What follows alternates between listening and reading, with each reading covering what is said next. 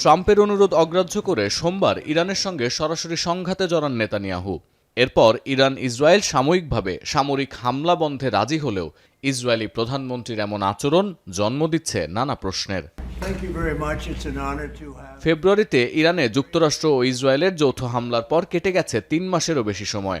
যুদ্ধবিরতির মেয়াদ বাড়লেও সংঘাত বন্ধের আলোচনায় অগ্রগতি হয়নি সেই অর্থে। কিন্তু এসব ছাপিয়ে আলোচনায় ট্রাম্প নেতানিয়াহুর মধ্যে যুদ্ধের কৌশল নিয়ে মতপার্থক্য। বিবিসির বিশ্লেষণ বলছে, ইরানের সঙ্গে ইসরায়েলের সাম্প্রতিক এই উত্তেজনা থেকে ৩টি বিষয় পরিষ্কার। প্রথমত, যুক্তরাষ্ট্রের ঘনিষ্ঠ মিত্র ইসরায়েলকে প্রকাশ্যে যতটা নিয়ন্ত্রণের কথা বলেন ট্রাম্প, ততখানি ক্ষমতা নেই তার হাতে। দ্বিতীয়ত, লেবাননের হিজবুল্লাহকে ইসরায়েলি হামলার কবল থেকে মুক্ত করতে নিজ ভূখণ্ডে হামলার ঝুঁকি নিতে প্রস্তুত আছে তেহরান।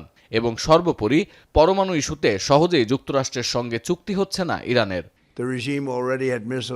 তৃতীয় ও সবশেষ পর্যবেক্ষণ থেকে আরও দুটি দৃষ্টিকোণ হাজির করেছে বিবিসি।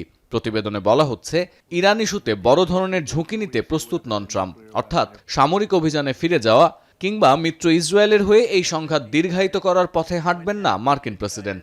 সোমবার ইরান ইসরায়েল পাল্টাপাল্টি হামলার জেরে ট্রাম্পের পোস্ট, নেতানিয়াহুর সঙ্গে ফোন আলাপ এবং শিগগিরই ইরানের সঙ্গে যুদ্ধজয়ের ঘোষণা আসার খবর, এই প্রতিটি বিষয় ইঙ্গিত করে মধ্যপ্রাচ্যে অস্থিরতা বাড়লে বিপাকে পড়বেন মার্কিন প্রেসিডেন্ট।